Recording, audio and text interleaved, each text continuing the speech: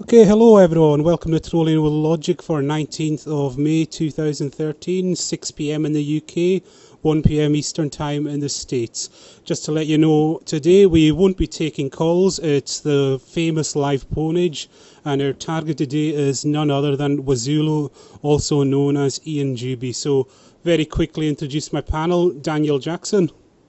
Hello. Teal'c. Hi. You should have said indeed there. Yeah, it should have been an indeed. Yeah, I don't watch Stargate. Just say indeed. Just say indeed. Go indeed. Indeed. No, deeper. Better. I just know I'm supposed to be the black guy because I'm the whitest guy alive. so how about indeed, motherfucker? How's that? Okay. Okay. And I've been racist too. Okay. Introducing Vala. Ooh, treasure. And special guest today, DPR Jones. Welcome, DPR. Indeed. Okay, so the format's fairly familiar. We'll be playing Iain Juby's video. Listen in. If you spot something wrong, just shout stop. I'll stop the video and you can explain why he's wrong. So is everyone ready for this? I don't know if I've got enough alcohol, but go for it. All right.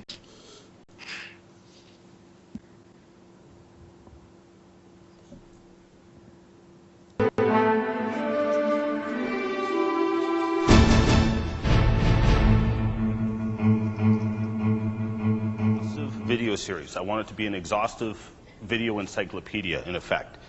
And I called it The Complete Creation. Posted the first video on YouTube, which I was very frustrated with by the time I got it finished, and it became number 5 most discussed video on YouTube within 3 weeks. So it was really encouraging in that regard. And I know Dr. Scudder and Pastor Scudder had asked if I could come back and do a lecture series for Dayspring. And so I contacted them and said, look, I'm spending 30 to 50 hours for every half-hour session here. If I'm just going to reinvent the wheel, why don't we do it here and record it? So I really appreciate the kind camera crews and this church for hosting this event. And I'm going to start off where I started with the original video, and that is just, number one, what is creation and evolution, and who cares? I'm a very practically minded person, and even with Christianity, if your Christianity... He's not a practically minded person. He's a simple-minded person. I was contemplating getting us to stop early on as soon as he started speaking, just on general principle. Yeah. If your Christianity, where does your Christianity cause your rubber to meet the road? How does Christianity affect your life? If it doesn't affect your life, why are you a Christian? See? It doesn't, and I'm not. Off with why it matters, okay? Now, first things first, creation and evolution is an attempt, they're both an attempt, to answer the 4 great questions of life. Who am I? Why am I here? Stop. Wrong. No. Stop. No. Stop. Evolution isn't to do anything Stop to do with that. It's travesty. to understand the variation of organisms. Is he doing the Eric Coven approach? Yeah. Yeah, they spew bullshit and baffle them with it. You didn't just say cosmic evolution and what is it? Stellar evolution, chemical evolution, and biological evolution are all things of faith, I think.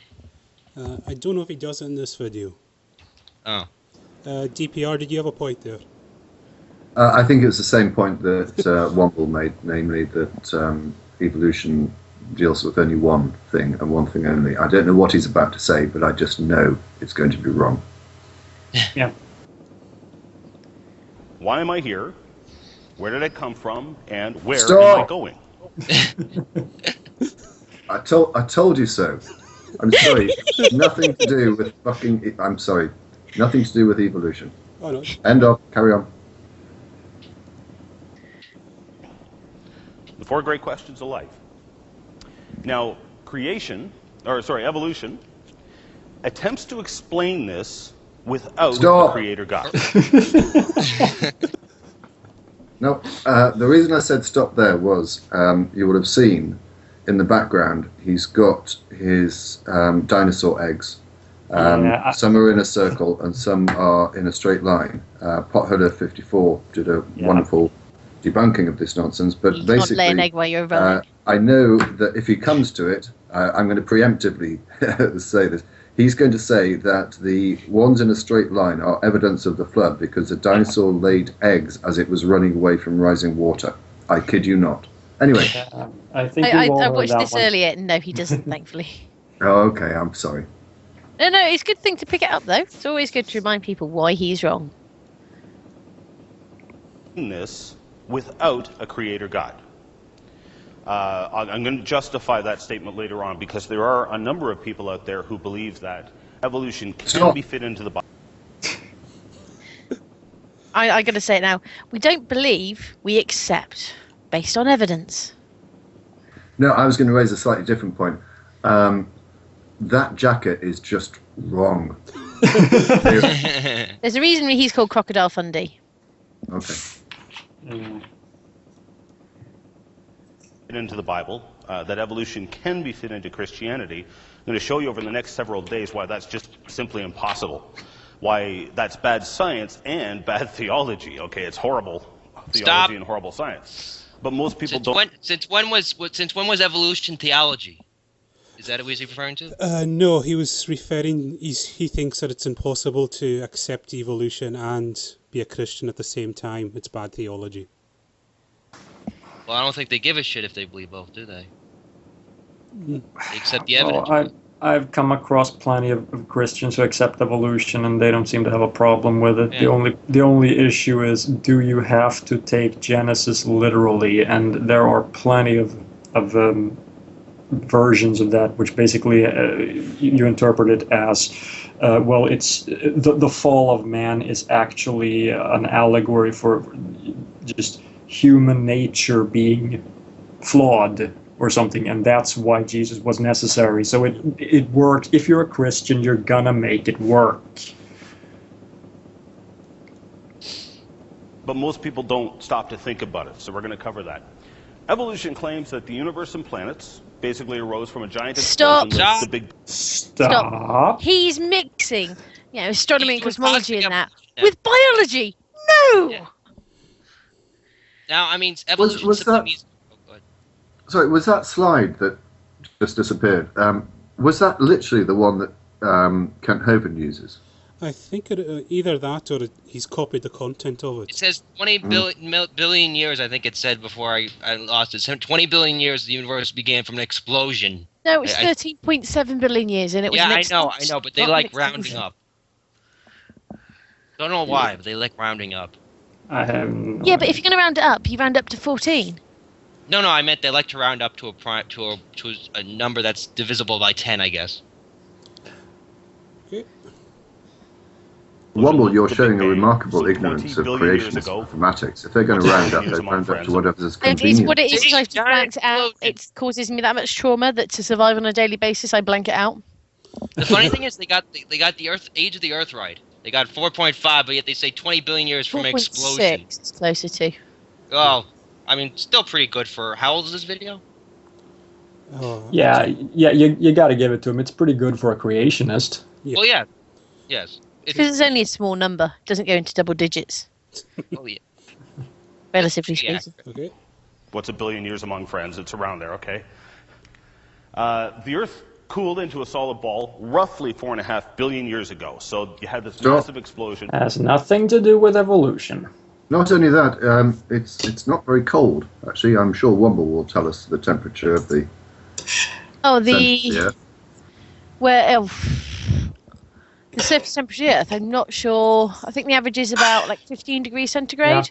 Yeah. But that's because we've got the carbon dioxide blanketing the planet to give us, a mild greenhouse effect. But we're now spewing more carbon dioxide into the atmosphere, and we're going to ramp up the temperature. No, I was asking. He said it cooled into the solid planet. Cooled. You only have to go a few miles below the surface, and it starts heating up quite dramatically, doesn't it? Yeah, well, the core of the planet is hotter than the surface of the sun. The geothermal gradient goes up, and it is in continental rock. I can't remember off the top of my head what it is under oceanic crust. I think it's So 20 in miles. continental crust, it's 30 degrees centigrade per kilometre down. So if you're going into a mine that's 2 kilometres down, that's 60 degrees centigrade. That you doesn't go go into- all the Massive way down, explosion. right? You It had all this begins to molten- rise exponentially eventually, right? Yeah, or I mean, at it least, depends. at a higher rate. Anyway. It's going to depend on the conditions of the material inside. Solid rock is a pretty poor conductor of heat and temperature, but when you start getting into the mantle, and when you've got the really funky conditions, and you're talking about conditions where solid rock will flow, we're talking about masses and massive amounts of geological time it flows, but it still flows because of the really plastic, funky heat and pressure conditions. Material, yeah. You had all this molten material floating around space that gradually compressed, cooled into a solid ball. Stop! Now, that is not how planets form. It's not molten material. He's missing a lot, isn't he? He's missing. It's gas that builds up into stars formed around the stars. You know, the protostar, and then the debris. It starts as protoplanetary dust, and then what happens is, this is in the gas nebula. It starts as protoplanetary dust. It then starts colliding, making bigger and bigger lumps. And as these bigger and bigger lumps start slamming into each other, they're producing. Someone say it. Someone say it. That they melt. Sorry, say what? It. You know. You know what? What? Do I have to? Space station? No. Gravity! Oh, that. Yeah, these things are slamming into each other, and you get a magma ocean phase, but that's because the surface is so hot from all the impacts. But it's not like this massive ball of floating rock that's molten in space all the time, constantly. So yeah, we have asteroids and meteoroids that are solid rock, and they're not molten anymore. So yeah. I think we can continue. Into a solid ball, which now became Earth. Life somehow came about from non-life. In other words, life came from a rock. Stop. What? Stop. But life is made up of compounds like elements and stuff. And are elements alive? No. It's their arrangement that is what we determine as living or not, right? Exactly. Yeah, it's not like saying, oh, this proton's dead. No. Yeah, exactly. We all consist of materials that are not alive. It's the collection of it that is alive. It's the arrangement that matters. Like, I mean, and also the basic point of the material. You wouldn't have got the materials to form life coming straight from a rock. It would have been subjected to erosion and weathering processes before it was in a position where the matter, the elements, could be reconverged into whatever living animate object it became. Well, I don't know. And also, non-life does not equal rock. Yeah. Is he implying that water is a rock? I mean, it's more of like a solution, I guess you could say. Early life would have been more like a solution. Primordial soup. Well, yes, but they'll say from soup to you, and they're like, oh, well, so did you know that your great-great-great-great-grandfather was soup? They'll say. Yes, because my great-great-grandfather was made. You know what I mean? Great times, blah, blah, blah, yeah. Where its life came from a rock. Think of it that way. Via an unknown supernatural process. Now, I offended a whole pile of evolutionists by saying... Stop. Wait. He have all the evidence for how it happened, supernatural processes. But it wasn't supernatural. Yeah. Evolutionists by saying that, okay? Evolutionists believe in the supernatural, they just don't know it. Okay? So again, I'm going to explain that why later when we get into the biology of it. And I'll show you there. I touched on that a little bit last night. It operates on genetic drift and mutation. That supernatural explanation that he's talking about, it's called chemistry. And last time I checked, it wasn't supernatural. Teal, he thinks chemicals can't come together is supernatural. Oh, that's right. Oh, I forgot who we were talking about. I bet he thinks I don't know, getting acid is supernatural when you make hydraulic acid. What you call that? Yeah, hydrochloric acid. Hydraulic acid. He's like, hydrochloric. Oh my God, hydraulic acid doesn't exist. Sorry, nitpicking, but I love to do that. I love to say, hey, Ian, here's one half of the chemicals. Here's another. Put them in your hand, same time. Let it burn through your hand. Was that supernatural? No, if you really want to mess them up, you would use hydrofluoric acid. Which is the one that burns through the ground practically. The one that pretty much will burn you. that's just really, really, really nasty. But it's really unstable. I thought it was battery acid. It operates on genetic drift and mutations combined with natural selection to turn a few simple organisms into the diverse, complex life we see today.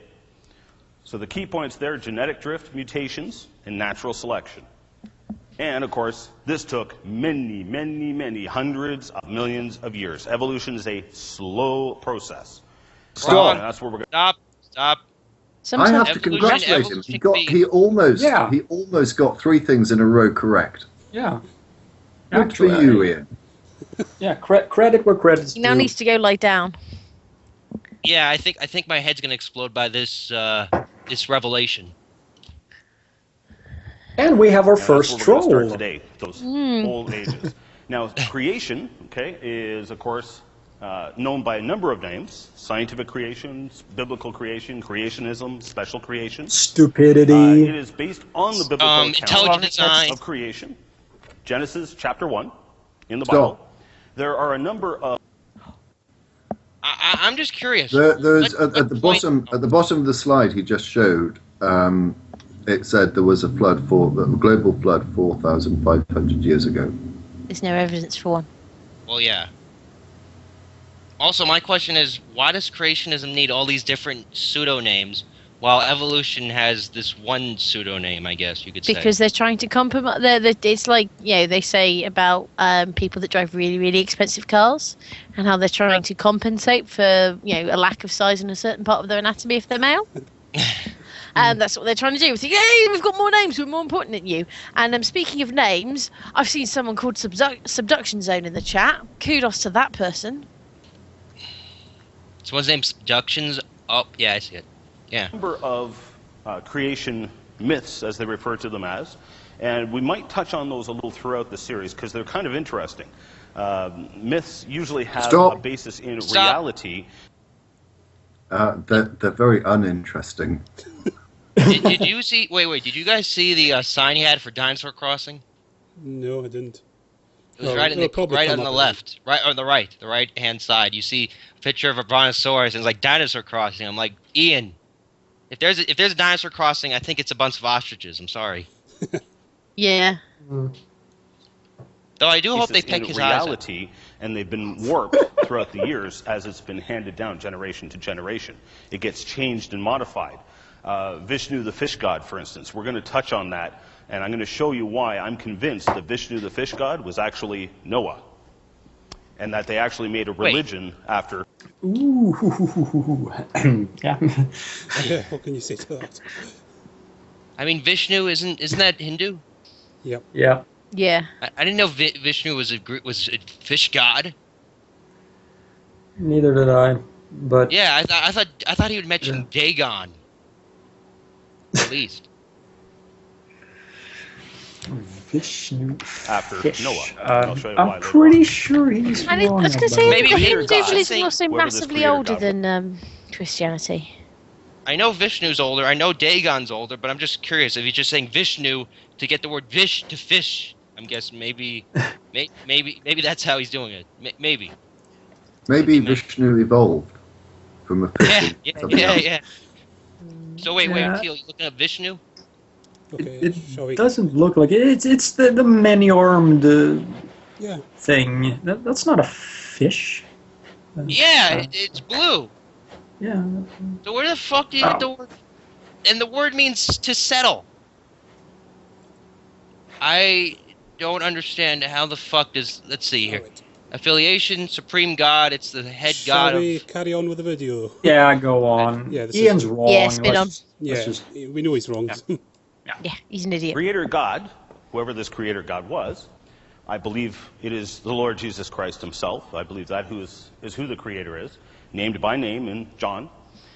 The creator God created the universe, the earth, and all life in a literal 6 days, roughly 6,000 years ago. Anybody know how we know it was about 6,000 years ago? Because some idiot added a bunch of you know all those long, boring together. genealogies throughout the scriptures that you gotta wade through? Why do you think those are there? They're there for a reason. God does nothing by chance. They're there for a They're reason. there because It's someone so we wrote know them down. the history of the world. They're because someone was precisely why really, they're there. really bored. And of course, this is key. You all know the story of Noah and the flood, and we're going to touch on that today. In fact, that's going to be the emphasis. Oh, yay. In fact, that's going to be the emphasis of this morning. If there has been a global flood, which according to the Bible happened about 4,500 years ago, we should see evidence for that. That's not a maybe. This is a flood that covered the entire planet. We should. If it happened, We the don't. evidence will be there. Stop So is a there second, evidence? please. I'm not sure that the Bible is evidence for a flood 4,500 years ago, is it? The Bible, as I understand it, is No. only evidence for how much it's been edited.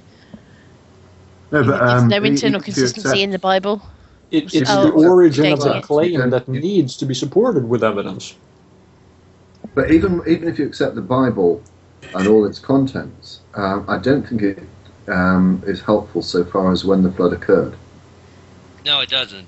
No. I think that with the genealogy thing, you could find out that Noah's flood happened some period of time, but then you get that whole problem with exponential growth of population, you know, Yeah. if you try to make sense of it today.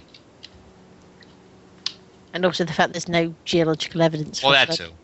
I mean, if I remember correctly, Wobble, people in the 19th century believed the flood happened, but then eventually they said, "Oh, this is bullshit," because they couldn't find evidence. There was a before going into the history of geology a little bit. There was a guy called Werner, who was a German geologist. He only ever went to one field location, so this should tell you a lot about him if we compare him to how modern science works. And he made an interpretation about a primordial ocean of which all rocks had crystallized out from, and then other stuff came later. And he went to this one place. Now, he was top dog for stuff to do with crystallography at the time, and he was rolling that to say this is how the world formed, and that was very a popular idea for a while. That was his theory was accepted as being Neptunism, or Neptunists, taken after the ancient god name for the Neptune, god of the sea. That was accepted for a while, but then it became pretty evident to quite a few people, not that long after this theory had been actually published, that it was actually wrong.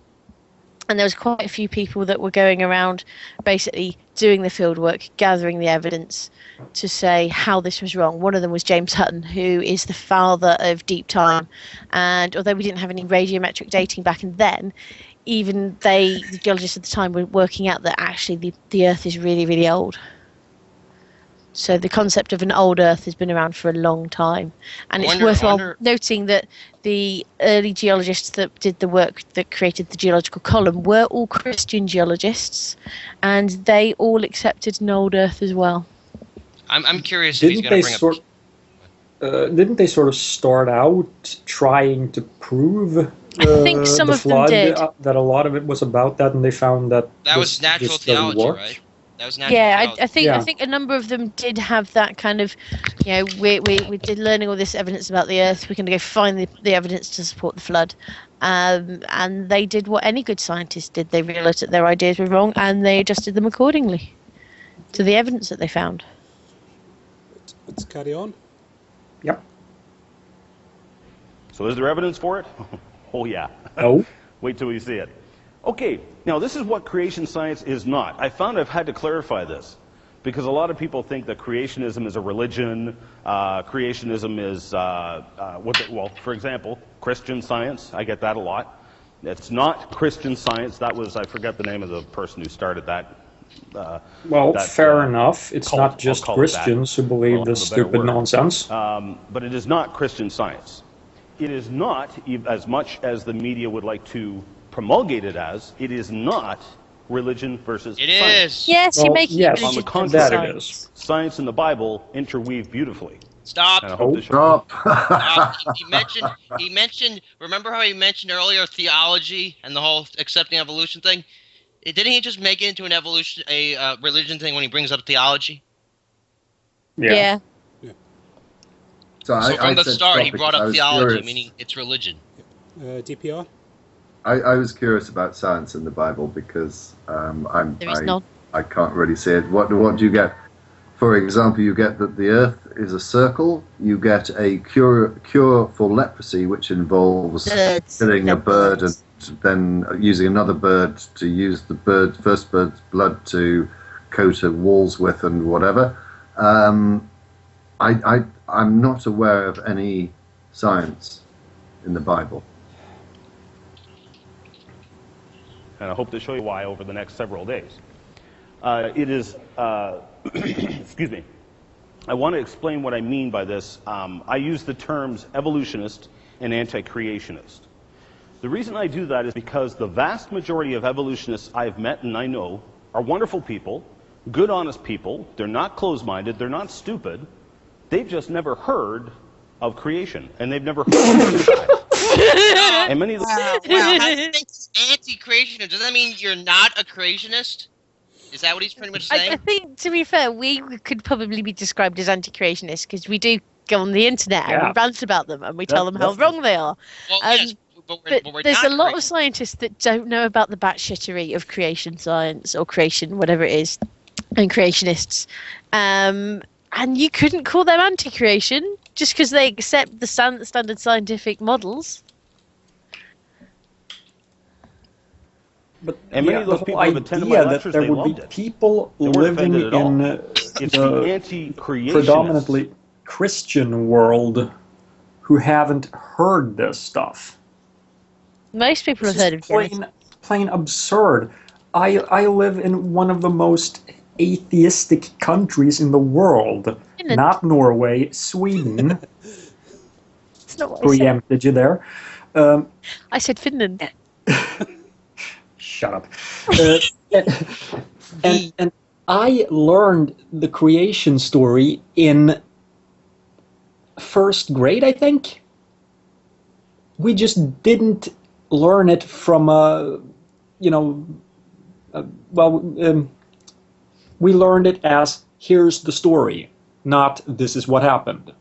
Yeah, when I was, I can't remember what year it was in school, probably about 5 or 6 by modern schooly standards or something, about 10 or something. We did a little bit about creation overall, as in like origin stories, and we did the Christian creation story, we did the Norse one, we did Egyptian, we did a shed load of other beliefs and faiths and that, and we actually did a little bit of work as well on the scientific model. Yeah. Well, but since I'm an American, in I think it was 3rd grade, the only thing we never talked about creationism actually. The only thing we did talk about was Pangea. Mm-hmm. Well, just like speaking of stories that's not like the creation of life. I'm just saying with the stories thing, that reminds me, like Marty, you'll remember when we had Sonali Damaraku on the show. Yeah.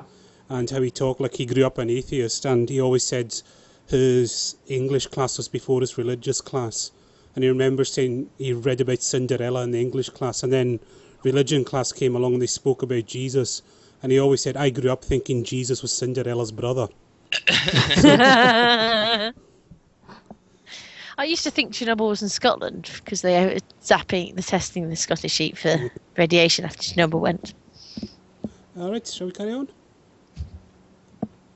Yep. The anti-creationists, for instance, many atheists use evolution as an excuse.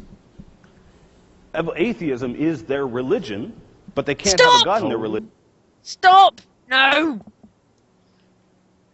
If anything's my religion, it's going to be geekery and sci-fi. You're a Whovian. You're a Whovinist. And there's lots of sci-fis that I like. If it was terms of sci-fi that I know the most about, it probably wouldn't be Doctor Who. Whilst I know quite a bit about it, there's other sci-fis that I could go into much more geeky detail on. Star Trek. Religion, but they can't have a God in their religion, so they have to come up with a way for how did we get here? And evolution is their lame excuse, frankly, to hate God. Stop! That's really No! What? Stop! What? Stop! He's doing this whole How can we hate presuppositional something I don't bullshit, think isn't he? exists? He's doing this whole presuppositional bullshit, isn't he? So. Yeah, kind It's of. like everyone knows God exists, so atheists are making excuses that God does not exist, or things could happen without God existing, right? What he said there was it's the reason we have to hate God. Well, yeah. So he's doing presuppositionalism in the beginning. Yeah. All right, shall we carry on and welcome Jack O'Neill to the show. Welcome. Okay, it's Iain Juby, as you know, so just carry on. That's really what it boils down to. I speak by experience there, okay? So there's a difference between evolution and an evolutionist and an anti-creationist. I'm curious, how many people have heard of the Raelians? What? Nobody. Well, maybe you have to be from Canada. Oh, stop. They come from... I think he's referring to the people in Korea, if I remember correctly. Is it like the Korean alien? No, this is the lizard people. Yeah, those people. Aren't they from like Asia? I have no idea. No, I have no idea. All over the world. I'm fairly certain the majority there are aliens to be found in every continent. No, I think it's an Asian thing, though. It began as. I think it began as an African thing, actually, didn't it? Give me. I saw it began in the 80s when they introduced the TV series V. Yeah. Anyway, I think we're getting sidetracked with this. Yeah. Yeah. They come from Montreal, of all places, figures. The Raelians are, excuse me, a religious group, if you will. In Montreal, you walk into their building and they have a gigantic DNA molecule because they believe that you were engineered here by aliens. And that's where we came from. Now, at first, that almost sounds like an impressive answer to the question, where did we come from? It's not. It's actually an intellectual cop-out. It only brings up the question, where'd the aliens come from? I'm going to stop it there. The projection is really strong in the sky at the moment. Yeah. What? In fact, I think Commissioner Gordon might be about to approach him and ask him to book his appointments. Yeah. But actually, I just looked up Raelians. Their headquarters in Switzerland. All right. Oh, so, sure. I mean, yeah. So you guys are closer to them than me. Creepy. That is really that. I mean, how? So it all boils down to one of two things. Sorry? How can he actually say that? See, what the Raelians are doing is an intellectual cop-out. I mean, if the aliens made us, then where do the aliens come from? Like, I agree with him, but at the same time, dude, a little bit of introspection is required here. Yeah. That would require more than 2 hamsters on a wheel in his brain. Yeah. So it all boils down to one of two things. Either we evolved or we created. There is no third option. Stop. It rules out. Hush. Hold on a moment. I'm curious about this one, because I have to say that I suspect I agree with him on that. Can anyone think of a third option that isn't totally fanciful? No, I'm gonna say this. It's conceivable to come up with another option, such as, I don't know, none of this is even real, but that's like totally, completely off the wall. But none of you can disprove the fact that it's the TARDIS an exploding TARDIS keeping us alive in the Pandorica. Yeah, I mean, regardless of whether or not you can come up with a third option, doesn't mean that there is not a third option. I think that's. Well, no, I'm just trying to be as kind as I can to Juby, and it's something that I've sort of like pondered on, but only briefly, and haven't really reached a conclusion. I was just bouncing it off the others. Is there realistically, and leave aside all the suggestions we've had so far, is there a realistic third option? I don't think there is. Either we're created or we evolve. I don't even think creation. They could be. We could literally have been created last week or yesterday, for all we know. Yeah, but the evidence, all the evidence does not point towards any creation. It points towards a naturalistic thing, naturalistic processes. And because of that, we can only say it's a naturalistic process. It could be any manner of creation stuff going on all the time. Yeah, it's kind of the thing of you could have an army of ninjas fighting another army of ninjas, but because they're both so ninja, you can't see them. And they could be doing it in every room in the world constantly. I think that would still fall within creation. That would be Yeah, but anyway, we can look at it this way. It's not a significant point. Yeah. It's just I was curious. We can look at it this way. Iain is not talking about just any creation. I think he means biblical creationism or I think evolution. Is that when he says it's either creation or evolution, blah blah. or naturalistic processes, as we would call it. He actually just means either Christianity, biblical literalism, or naturalistic processes. And he turns it into religion versus science, pretty much. Yeah.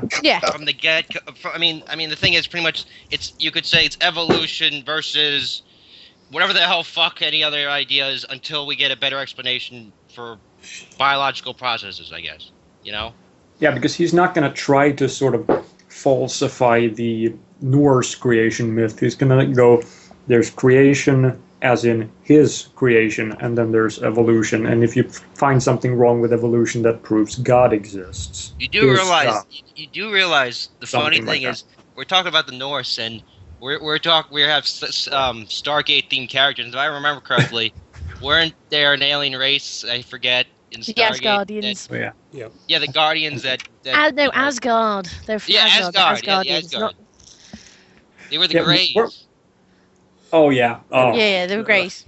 Shall we go back in fact, the Greys weren't the Grey race. It was Loki. Okay, shall we get back on track? Yeah. It rules out all other possibilities, exhausts all other possibilities. Intelligent design has been in the news a lot lately. Intelligent design, I'm going to go into very specific detail as to what it is. Contrary to what Judge Jones said in the Kitzmiller-Dover trial in Pennsylvania a couple of years ago, intelligent design is not creationism in disguise. Stop. He actually had a Freudian slip there. That is hilarious. Creation or intelligent design. He knows creationism. Come on. Stop being an intellectually dishonest douche. Why? That was really fun. Disguise. That is nonsense.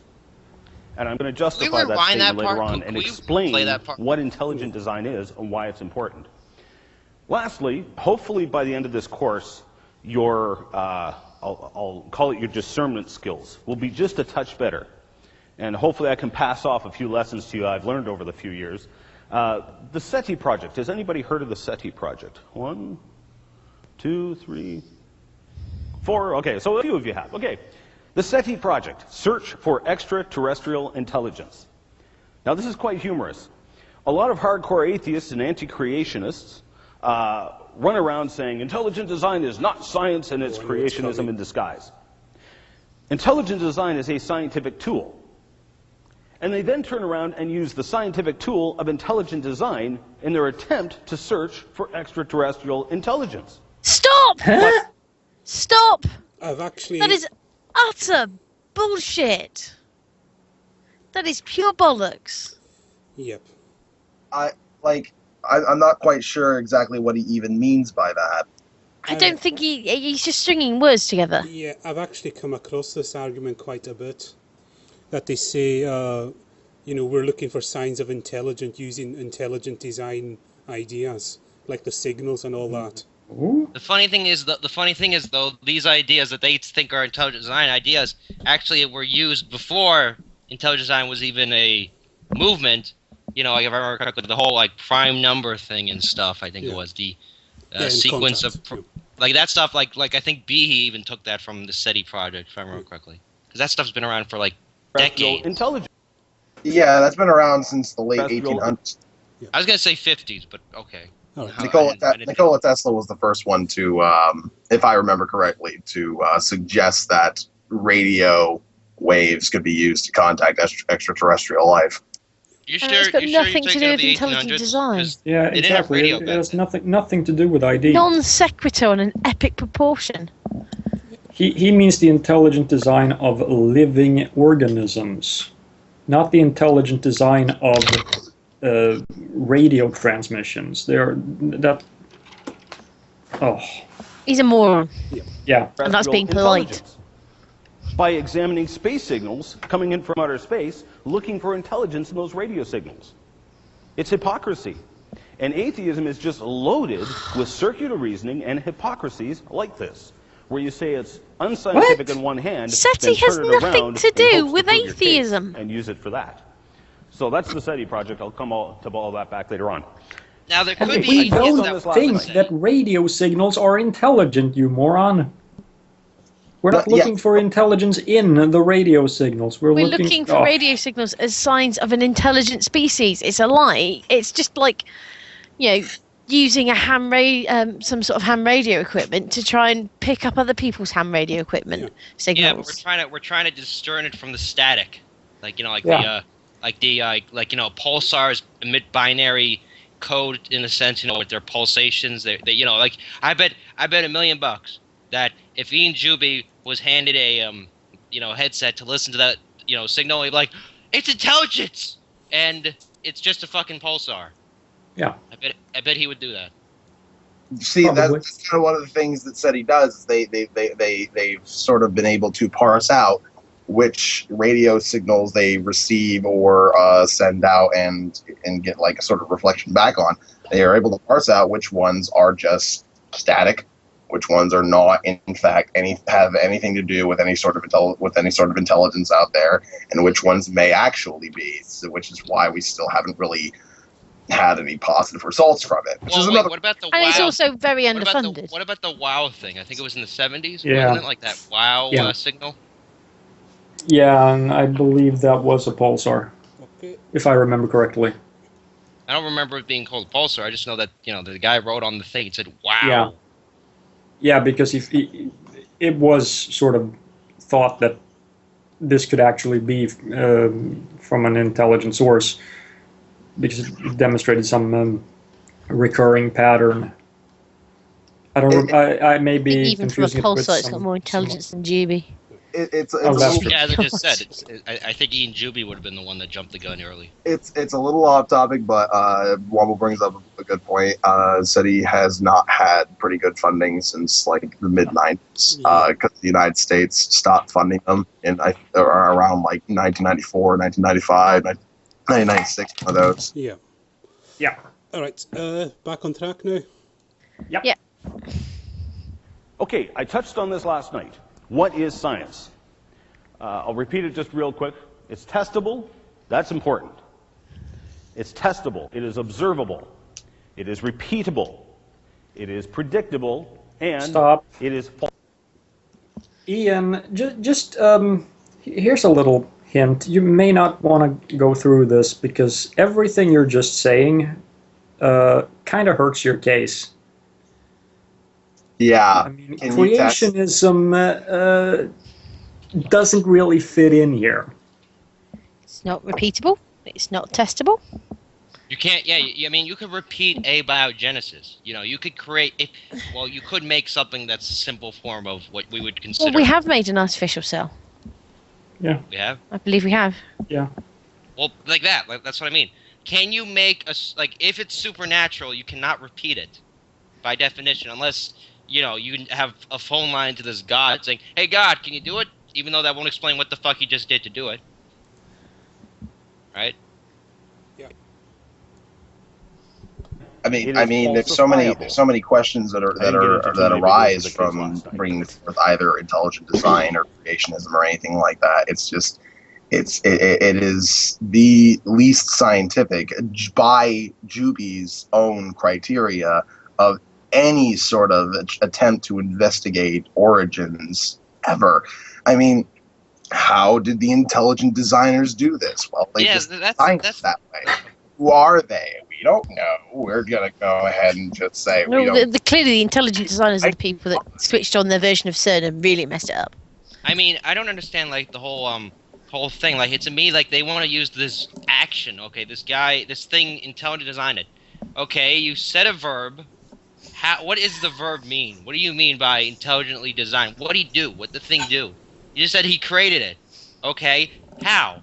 They don't answer that how, do they? They never want to. Magic. Well, yeah, besides just magic. Carry on. Yeah.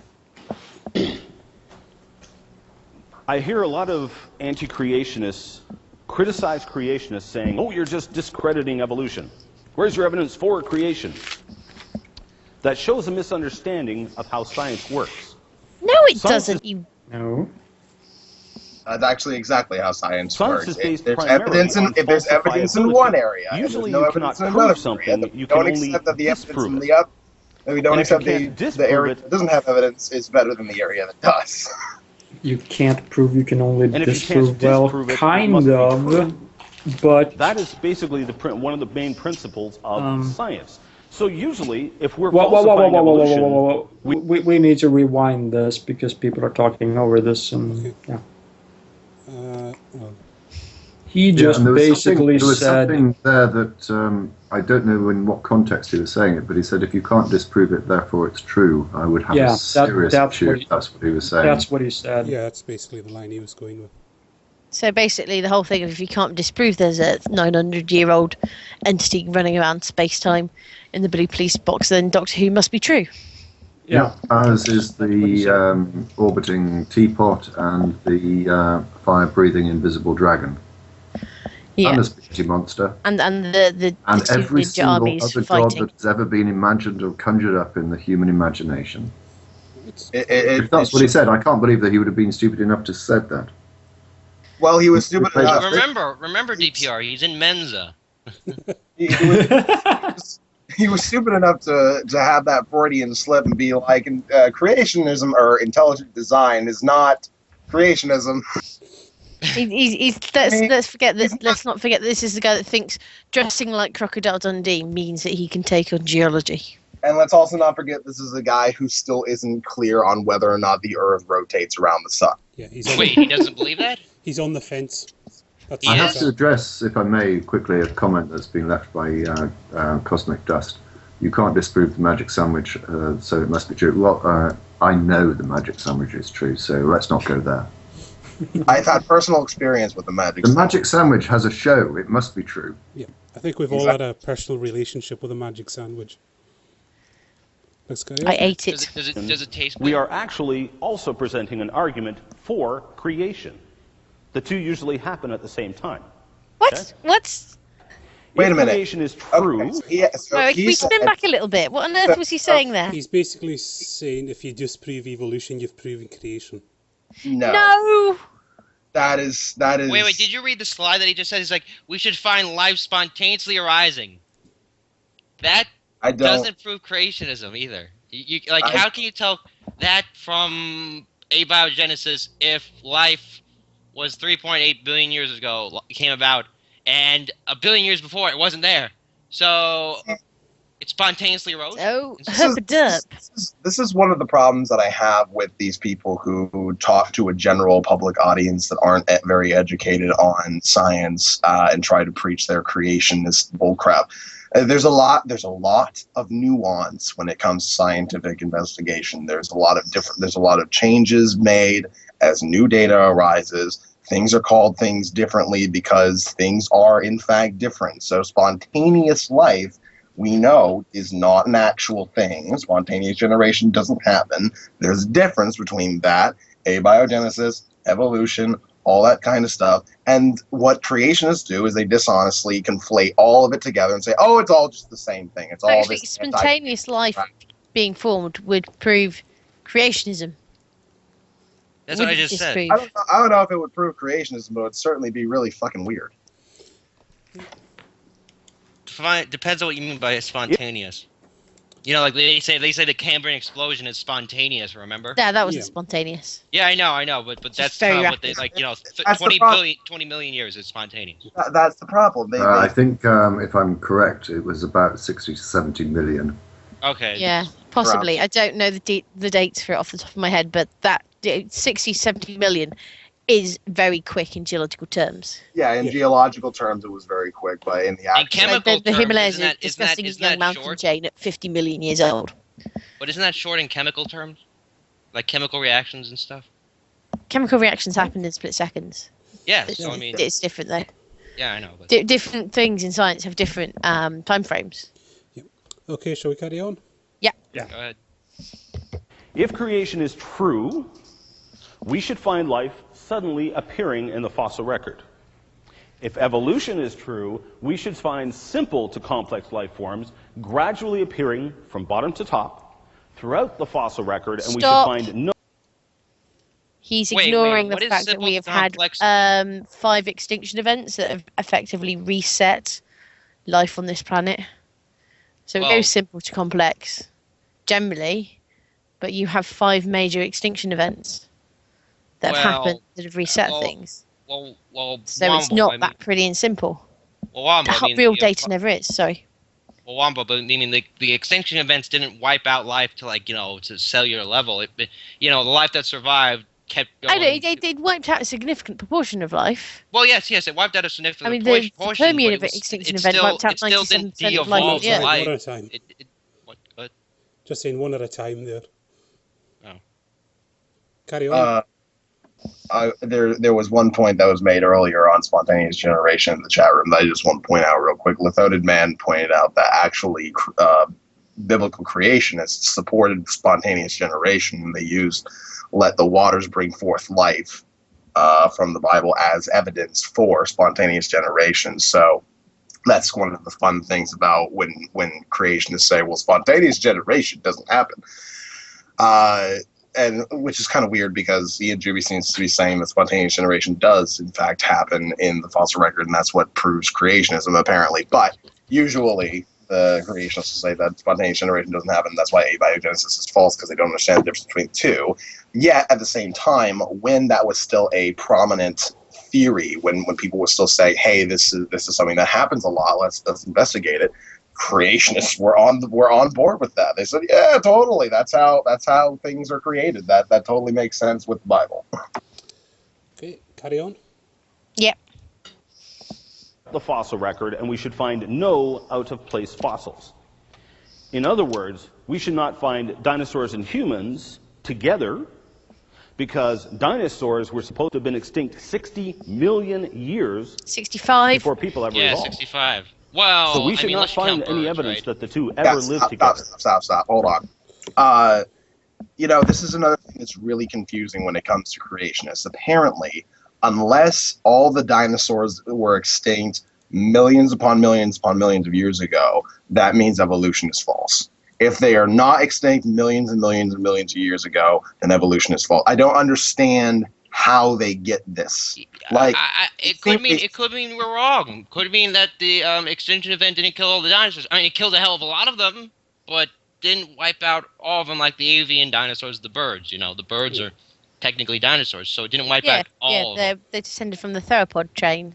Yeah, so they didn't wipe out, the extinction event didn't wipe out all the dinosaurs in quotations. It wiped out all the sauropods and all the It wiped out all of the organisms that we would instantly relate to as being dinosaurs. I saw a duck in Florida, and I think that was a dinosaur. I'm serious. I don't. Yeah. Some creationists actually have an exceedingly loose definition of what makes a dinosaur.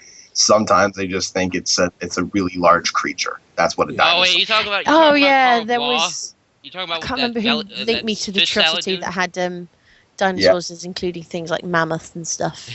Yeah. At the end of the last ice age. That was hilarious.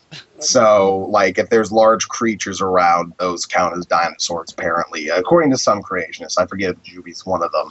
It was Carl Blah, I think. Also, well, Carl Blah is probably, one of the worst. But Juby's been on Carl Blah's show, so maybe they agree with each other. I don't know. Not necessarily true, but still. There's kind of something funny going on, and Lithoted Man pointed this out in the chat room as well. Everything that Juby has explained, we should see if evolution is true. We do see. So by his own definitions, evolution is true. All right. Except for the universe is young. So. Yeah. Okay, carry on. Carry on. Yeah. Yeah, go ahead. Yep. As an example, we should find evidence that the Earth and the universe is young. Because according to the scriptures, it was all created a mere 6,000 years ago, give or take. Now, just to throw this in, I know that the Seventh-day Adventists believe that the Earth and most of the universe is long, but that the cosmos themselves are very old. Okay, I'm not real clear, but I know they have a little bit of a slightly different perspective there. If evolution is true, we should see evidence that the Earth and universe are old. We should see, now this is key, I mentioned this last night. In Genesis chapter 1, 10 times in the first chapter of Genesis, it says God reproduced things after their kind. and things reproduce after. Stop. Define kind. Stop. Yeah, I was just going to ask Grant, that. What I the fuck could is say a I kind? deserve to win the lottery 50 zillion times. It doesn't mean It doesn't mean I will win the lottery. You know, there was an interesting thing that I read the other day. A long time ago, back in like the early 2000s, Answers in Genesis and Ken Hovind got into a bit of an argument when it came to the Seventh-day Adventists and the people who believe that the universe is really old, but the world itself is very young. You're just making me think of another creationist thing where the creation was a white hole. And that's just... Apparently, I thought it's horrid. Apparently, the discrepancy here is starlight travel. Light travels at a certain speed, and they're a certain way away. Now, Kent Hovind and many other creationists like Harbaugh and Iain Juby believe that the universe was created with the appearance of age. So the light was created sort of like mid-travel to Earth. And Answers in Genesis says, no, that's not true. And I thought this was the most hilarious disagreement between them, because Answers in Genesis said, there's one thing God cannot do, and that's lie. And when you create light carries with it information about the past as it travels through the universe. So if he created mid-travel, then he'd have to make up information that wasn't there. In other words, information that wasn't true. So clearly, the light had to have been traveling from beginning to end. It couldn't have been made mid-travel, because God can't lie to us. Which I thought was the weirdest argument in favor of that ever. Like, it has nothing to do with science. It has to do with whether or not God can lie to us. Like, that's how creationists argue creationism. They don't argue science. They argue whether or not God can do X. But here's a question then. How do they resolve the issue of we can see things that are more than 6,000 light years away?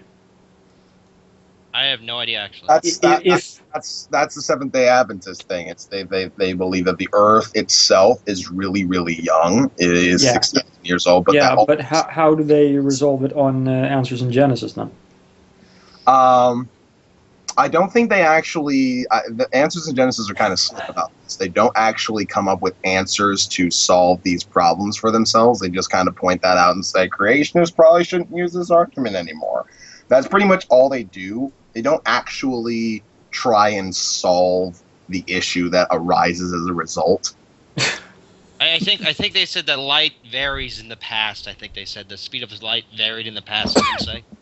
Which is makes about as much sense as when they say the speed of the rate of radioactive decay. Which is kind of funny changed because over time. I mean the speed of light does vary, but that's if it goes through materials. They're not talking about the speed of light. They're talking about the speed of light in vacuum. Well, yeah, I know, but they could. I guess they could make a model saying, "Oh, well, there was this material that surrounded the Earth and stuff that made light travel slower. I mean, wait, no, faster. I guess." No, it wouldn't travel faster. But anyway, if the speed of light had been different, then so would the permittivity of a vacuum, or whatever the hell that I never remember what those words are. The relationships between the strength of the electric force and the magnetic force, the different aspects of electromagnetism would have been different. So basically, you wouldn't have things like chemistry. Right. Okay, go ahead. Carry on. Yeah. Reproduce after their kind. So, if creation is true, we should see things reproducing after their kind. If evolution is true, we should see things changing over time. You see the difference there? So these are key evidence. Stop. Key pieces. What's a kind? I want to ask the chatted question. Is a dog a kind, or is a dog a wolf kind? That's because they say dog kind and they don't say wolf kind, do they? You ever notice that? What about mammal kind? Well, yeah, that's the other thing. It makes because classification doesn't mean shit for them, so it's kind of confusing. Like whales are bats. No, whales are fish, and bats are birds, and what do you expect? The only test I've ever seen any creationist ever try to put forward to figure out what exactly a kind is was Kent Hovind when he would put three things that kind of look similar with a banana, and then ask like a child, which one's not like the others. So that's wait. I gotta tell you something. Litho did man tell me, which is funny. He actually made Hovind admit that I think a mollusk, a squid, an octopus was a mollusk kind. I think if Litho did can mention in the chat, I think it was that. Something like that. He actually made Ken Hovind say that. I think. Okay, shall we carry on? Because there is a bit of a lag between us and the chat. So. Sure, Yeah, carry on. So these are key pieces of evidence. If there's been a global flood, no two ways about it, there should be evidence for it. With creation and evolution, no matter what you believe, both ends are scary, okay? If you believe in evolution, you're dead, you're dead. That's not very fun. So? If creation is true and there's a God and there's an accountability, if we evolved, well, you got nothing to worry about. You can make fun of me all you want after I'm dead. I'll be too busy fertilizing dandelions. I really won't care. But I assure you, I'm very confident that I'm right. And even if I'm wrong, I got nothing to lose. Yeah, you do. Pascal's wager. Hold on. Yeah, you do. I'm sorry, but when you say I can go ahead and live my entire life as a lie, as believing something that is completely and utterly not true, then that tells me that you have no value in what the truth is. If you have no value on what the truth is, then that clearly means that you are in no position to be lecturing anyone on what's true whatsoever. So if you're going to tell anyone that if I'm wrong, I've got nothing to lose, then you are telling people, if I'm wrong, then I don't care that I'm wrong. I'm still going to believe that I'm right. That's all that is. You are losing something. You are losing your integrity. You are losing the fact that you even had any to begin with. You are losing the fact that you are a thinking human being who's capable of exercising a mind that you believe God gave us in the first place. A mind that is capable of some extremely incredible things, extremely incredible discoveries and inventions and progress throughout all of history, and you are abandoning all of that just so you can believe something that is contrary to reality. And that is really that is very damaging. That's very damaging to yourself. That's very damaging to everyone else who you convince that this is the case. So when he says that I have nothing to lose, I'm sorry, you have everything to lose if you are wrong. You have the entirety of humanity to lose. And another point, real quick, you can be a Christian and accept evolution. You can do that. So there's not a dichotomy here of if evolution is true, then there's no life after death. That's not true. That is not a logical leap you can actually make. That's not a fact. I'm sorry. So this is the most incredibly dishonest argument I can ever think of. And when you bring up Pascal's wager, when you bring up Pascal's wager, you are essentially bringing up the notion that belief is all that is required for you to be saved in the end, and you can encourage this belief based off of nothing, no evidence, no logic, no sort of explanations whatsoever, but simply fear that your God is totally satisfied with you believing in him just because you're afraid of what's going to happen. That he's not going to be in any way fooled. That a person might not actually believe he exists, but is going to do it anyway because, well, if I'm wrong, I'm kind of screwed, so I'm just going to go ahead and say that I do. This God's going to be satisfied with that? I don't think so. And if he is, then your God's kind of an idiot. Like a complete idiot, if that's the case. And and also incapable of reading minds, which you would expect an omnipotent being to be perfectly capable of. What if he is capable of reading minds and he's just satisfied with people who don't actually believe in them but say that they do? What kind of competence is that? Good point. Carry on. Yep. Bottom line, nothing to lose. Okay, now this is where it gets interesting. We're going to take a look at the evidence here, and what I wanted to start off with was the history. Where did this debate start? Like, how did this all come about? Does anybody want to take a stab? Where do you think the creation-evolution debate started? Anybody want to? Stop. I would say the debate in Oxford, England in the 1860 with Huxley and what's that other guy's name? Richard? Anybody remember that? No. I know Huxley, but I don't recall who he was debating at It the was time. some guy named Richard who brought up the argument Hovind uses, saying, your great-great-grandfather was a monkey. And Huxley pretty much, this might be paraphrasing a lot, saying, so the fuck what? You know, pretty much. I'd rather him be a monkey. Yeah, Sir Richard Owens. Yeah, that's it. Sir Richard Owens versus Huxley in Oxford. He said something along the lines of, I'd rather he be a monkey than have to worry about being related to you. Well, yeah, it was like, who gives a fuck?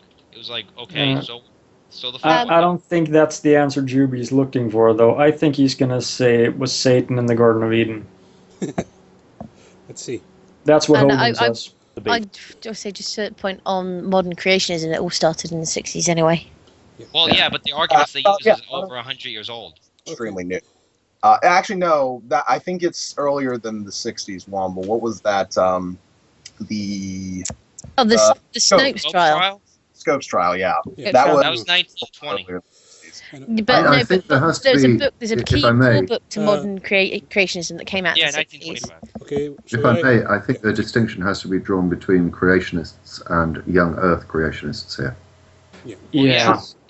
Scopes monkey trial, I believe, did have to do with young Earth creationism, which is a fairly new phenomena as far as history is concerned. I believe it started in the early 1900s. I disagree, Lundy. I think it was 1860s because, as I said, the people. They were theologians. Okay. I think we're splitting hairs on things here. Yeah. He's about to give his answer, and that's what we're after. So. At the time, the creationists at the time, they were okay with a form of evolution that still allowed for God. That's what they were looking for, and they were not being presented with that, so they were against that. Yeah. And that was the whole problem there. They didn't mind the Earth being a little bit older than it was. In fact, around that time, they were starting to investigate, biblical chronology and how the Bible was made and all these kinds of things. And they started to realize, okay, this wasn't really written by Moses. None of this stuff has any actual historical merit because we can't find anything that confirms it in any way. So a lot of it is probably not true. So they were okay with sort of skewing a little bit and saying, okay, we're not going to go with literal biblical interpretation, but we are going to make sure that everything that we discover as far as science is concerned is done by God in some way. So when you present a theory or a hypothesis that excludes God, then they're just like, no, we're not going with that. That was kind of how they were going at it in the mid-1800s. And as a sort of fear, because evolution started to gain a lot of traction around that time,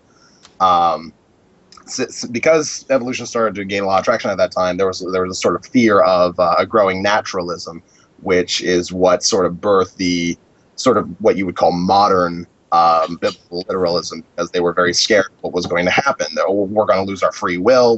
There's a lot of these philosophical problems that people were coming up with as a result of naturalism starting to become a lot more prevalent. So they decided to sort of dig in a little bit and double down on biblical literalism rather than allow science to gain any actual traction. Okay, shall we get back to the video? We've gone a little bit off track. How long is this video? Wait, how long is this video actually? It's 30 minutes. So. Is it the one you linked me to earlier? Yes. Yeah. There's actually there's 3 parts to it, and the rate we're going at, we'll never get to any of the other parts tonight. So that's fine. We can do the other parts another day. Yes, we can. It's taking up so much time addressing Juby. I think he's actually taken up the most time of any of the live ponages we've done. So let's carry on. Debate started. Anybody want to take a try? You're all smart enough to know that maybe you don't know. Okay, that's fine, because it's surprising. Believe it or not, it did not start with Darwin. And where it started is very key in understanding, well, the whole debate. It started with what we call uniformitarian geology. No! No! See, Lundy, after that long monologue, that's what his answer was. Well, he's wrong, Yeah. and Womple, I believe, is going to explain. Because no, the original uniformitarianism stated that everything formed by slow processes. And along came catastrophism, and everything's like, no, lots of really short, rapid things, which kind of makes creationists a little bit happy because it means that they can say, look, you know, some geologists did think catastrophism happened, so therefore, you know, there's people that support the flood notion. No. Modern uniformitarianism, you know, still has the present is the key to the past thing. But you know, geology, we now recognise that processes are a mixture of the really slow processes that take a long time to happen and really sudden things. We know that there's lots of flash flooding and stuff like that. And we also know that, you know, when you get out to the deep ocean, sedimentation is a very slow process because you don't have much stuff making out that far. And he's just wrong. Wait, Wobble. Isn't there two definitions of uniformitarianism? Like, I forget, one of them is by a guy named Clark, I think it was, who is what they used to define it as, which is wrong. I think it was like, I forget what it was, like, processes today were only what happened in the past. Is the key to the past? What? The present is the key to the past? No. I mean, there's two versions of uniformitarianism. I know right. that there's... The geologist is saying the present is the key to the past. Therefore, that's showing you which one the geologists pay attention to. I'm talking about what Claire mentioned. I forget his name. Clark. There's. I think what you're going for is this idea that these slow processes that we can observe in progress are the only things that happen, and that basically that means flash floods, for example, don't happen, and obviously they do. So it's actually a combination. Yeah, that's what uniformitarianism used to be about. Back when it was originally conceived, but modern geology, we accept uniformitarianism, but we also accept that actually it's a blend of that and catastrophism. You have both slow scale acting things and short scale acting things in terms of the amount of time involved. Juby and the likes of him, they kind of think that geologists only deal with slow timescale processes, and we have no way of accepting that things happen over a short time scale. And what that's called, ladies and gentlemen, is splitting the horns of a dichotomy. Is it uniformitarianism or catastrophism? It's a little bit of both. Yeah. But it's still under the name of uniformitarianism. That's why I specified modern and the original. This is first year degree geology, by the way, people. It doesn't take that long of studying it to be told this. Okay, carry on. Yep. That's where it started all. It is what I would call, or has been, the most effective weapon that has ever been launched against the Bible, the Word of God. Uniformitarian geology has been the most effective weapon ever launched against this. Think about this for a second. I think the Bible is a more effective weapon against the Bible. No, it only made it go farther and wider. Did killing off anybody who dared to believe in it make it go away? Times. Nope. Only made the Christian believers stronger. Did burning it make it go away? And banning it? Nope. Just made people want it all the more. A banned book? Oh, that's the best advertising for a book. Especially a book like this. But today, when you talk about this book as a literal history book, understand that. This is a history book of the universe and the world. No, it isn't. And life it's not even not. accepted as being a history book of Bible. Because it's been too edited. If it's true, this is a history book. It's not just a theology book, it's a history book. And today, when you talk about this book as a literal history book, what's the first thing that people say? You're full of shit. Yeah. The first thing that people say. Oh, the Earth is billions of years old. That silly book says it's only 6,000 years old. Clearly, it's wrong. Did you notice that? This is where it all started. It all basically started with one man. Now, I want to introduce you to three guys. You'll probably recognize their names right off the bat. Luther, Finney, and Calvin. Recognize those names? Great theologians. All three men of fine Christian upstanding, and they stood up for their beliefs and profoundly... I think he's going to bring up Kelvin to say, Kelvin calculated the Earth has to be less than billions of years old because of thermal, I think, regulation, but he didn't know about radioactivity, right? What? I think that's why I brought Kelvin up, right? I have not heard of this. He's not talking about Kelvin, he's talking about Calvin. Oh! Yeah. Yeah, as in Calvinism. Oh. Okay, we'll carry on then. Because when he's saying where it all started, I'm like, where the fuck is he going?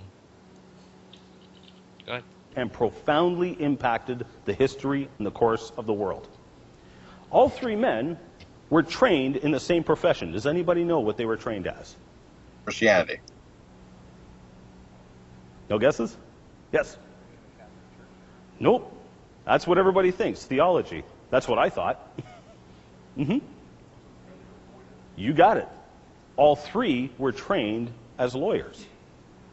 It wasn't theology. They learned how to argue.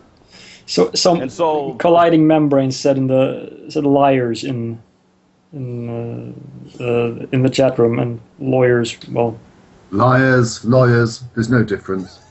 Wait, DPR, you're a lawyer. So he should know. Indeed. Are you lying to me? As much as we disdain lawyers, I'm starting to have a little more respect for them nowadays. Because I want to introduce you to a fourth man, again, a lawyer, Sir Charles Lyell. Also trained as a lawyer, also profoundly impacted the world, I would say for the worse. And here's how he did it. He was a lawyer, not a geologist, but he is now known as one of the founding fathers of the modern science of geology. That's kind of bizarre. How do you wind up doing that? I think I'll come in there, probably because he really started off geology. Before then, there wasn't such a field as geology, so he's kind of answering his own question there, I think. And also, if I recall correctly, he both founded Uniformitarianism and catastrophic. What the fuck? God damn it! I can't recall what it's called now. Catastrophicism? Yeah, I think so. Yeah. Yeah. So yeah, he founded both of those. So when you go with one or the other, you're going with what he said. Doing that. Well, he's the one who actually coined the phrase, the present is the key to the past. And you may not have heard that phrase before. I'm curious if anybody has. One, two. Yeah, all the older folks. Oh, we got some younger people too. Okay. He coined the phrase, the present is the key to the past. That is a loaded statement. Has anybody seen a global flood recently? Stop! No? What the fuck does that have to do with any of that? I think you're about to find out. No? So the present is the key to the past. That means, in effect, what are you saying? There has been no global flood in the past. Did you catch that? Very, very subtle. Very subtle. But he's a lawyer. That was his tactic. It was a subtle argument. Instead, I would argue, number one, the present cannot be the key to the past. It can't be the key to the past. I'm going to show you evidence. That means we can't know anything about the past. Yeah. That's what he's saying. Because we can only look at the present. We can look at the present and find clues to the past. But if he's ruling that out, then we can never know anything about the past. So what the hell is he on about? I have a sneaky feeling that somehow he's going to get around that and say that he knows exactly what the past is. I don't know. Let's see because he has inside information from someone who knows everything or something like that. But he can't know that, so whoa, shit, I'm going to go all Eric Hovind here. I'll bet money that he's going to talk about how he knows what happened in the past. He's like, you have to know everything in order to know about the past. I think he's going to say, like Eric Hovind does. I'm going to show you evidence why the present can't be the key to the past. I would also argue, and this is from my good friend, Professor Emmy Clark, I would argue instead the Bible is the key to the past. The Bible can be And how would you prove that if we can't look at the past? And I'm firmly convinced it is. I'm going to show you why. Let's start off with some kind of dark secrets that Lyell had.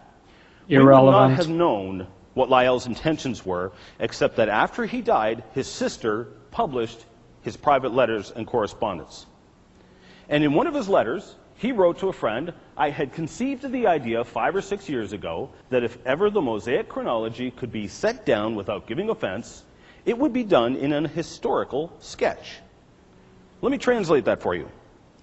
I came up with the idea 5 or 6 years ago that if ever the history according to Moses, the Bible, What the fuck? could be discredited without offending its believers, I would do it by making up my own history.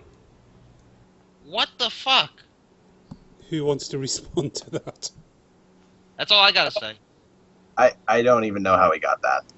Yeah. That's- And why is this relevant? What difference does it make? Yeah, I don't even care. You know, someone can be the worst human being in history if they had good ideas that worked, then they had good ideas that work. It doesn't really matter that they were bad people, or if they had like mischievous intent. It doesn't matter.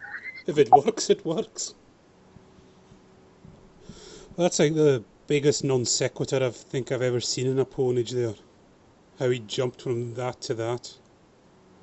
History. Love how he brought the Bible in there for no reason. Did you follow that at all? Let me repeat that. I came up with the idea 5 or 6 years ago that if ever I was to discredit the history according to Moses, I would do it by making up my own history. I have to say, I think So we would that not- is the classic definition of creating a straw man. Yeah. There really is no better example. Like, that is perfect. I am going to take something that you said, and I'm going to turn it into something that you did not say, so that I can attack it. That is textbook what he just did. So we would not have known his intentions. This had nothing to do with science. This had everything to do with one man's religious motivation to discredit this book. Wait, Wombo. Wait, stop. And so, Wombo, can you give us a translation? Womble's away right now. Ah, I Should want we to know back what to- she would say it means. Because do any of you think you know what that means? Because I have no idea. No. Yeah. He's just pulling it out of some region in his body. And so he spent his life going around the world trying to find evidence to back up his history that he created. And I believe the Apostle Peter actually prophesied Charles Lyell, specifically, and Charles Lyell's great delusion that would come on the end of the world.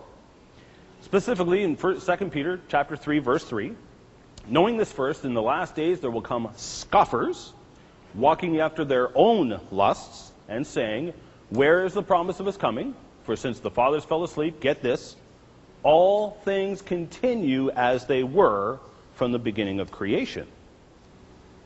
For this they are willingly ignorant of, that by the word of God the heavens were of old, and the earth standing out of the water and in the water, whereby the world that then was, being overflowed with water, perished. Get a load of this. The Apostle Peter said that in the Single last mention days... Charles Lyell in that whole prophecy. You suck at prophecy. It's like the Bible code. I hate when people say, oh, there was a prophecy in the Bible about this, and when they go over it, it had nothing to do with what was being talked about. There are going to be scoffers. No shit, there's going to be scoffers. It's called being a skeptic, asshole. So Peter said that in the last days, scoffers would come saying, all things continue as they were since the beginning of creation. Gee, doesn't that sound an awful lot like the present is the key to the past? Do you see the connection here? And Lyell willingly was ignorant of the global flood. He was trying to discredit the history according to Moses, specifically on the grounds of the global flood. I believe the Apostle Peter actually prophesied Sir Charles Lyell and his great deception that would come in the end of the days.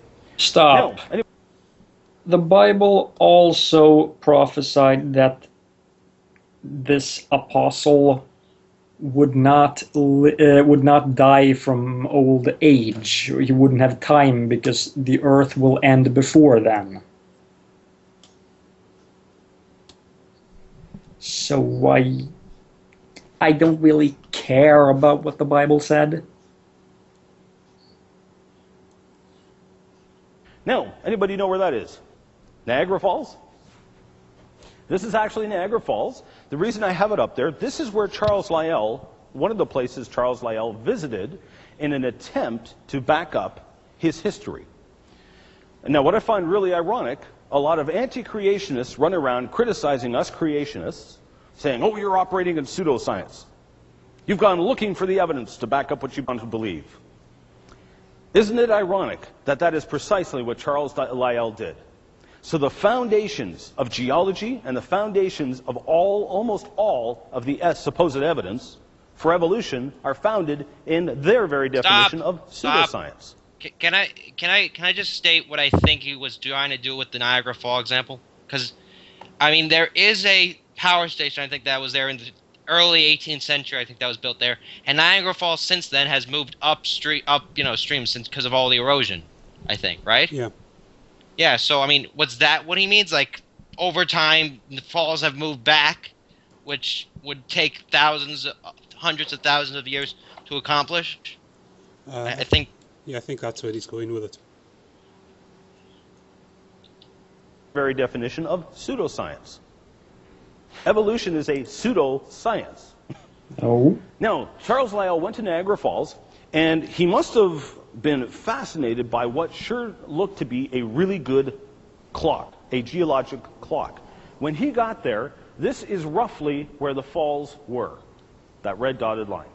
So basically, if you go to the falls, the water is going over the falls, and if you look in behind, you can actually see that it's eroding out a scour in behind the falls. The reason that is because the hard top is limestone, very tough rock. Beneath that is a softer shale. So the water coming down splashes up, erodes out the shale. You wind up with a cavern in behind, and the falls collapse. And then it erodes that rock away. And so what happens is your falls slowly crawl backward every single year. While Lyell was there, he asked a local resident, he said, how fast are those falls receding? You'll notice that he did not go out and systematically measure the recession rates, as any good scientist would. He asked a local resident. The local resident said, well, I've been eyeballing it between this tree on this side and a tree on the far side, and I would say it's eroding about 3 feet per year. He's making shit up. So, did Lyell go and measure it? Nope. Did he use the local resident's ballpark guess? Nope. Instead, what he wrote in his book, Principles of Geology, he assumed the local was exaggerating, and he assumed that the erosion rates were actually 1 foot per year. And so, get a load of this, in his book, what he wrote was Niagara Falls is receding at 1 foot per year. It is 35,000 feet long, therefore, the gorge is 35,000 years old, and the Earth cannot be 6,000 years old.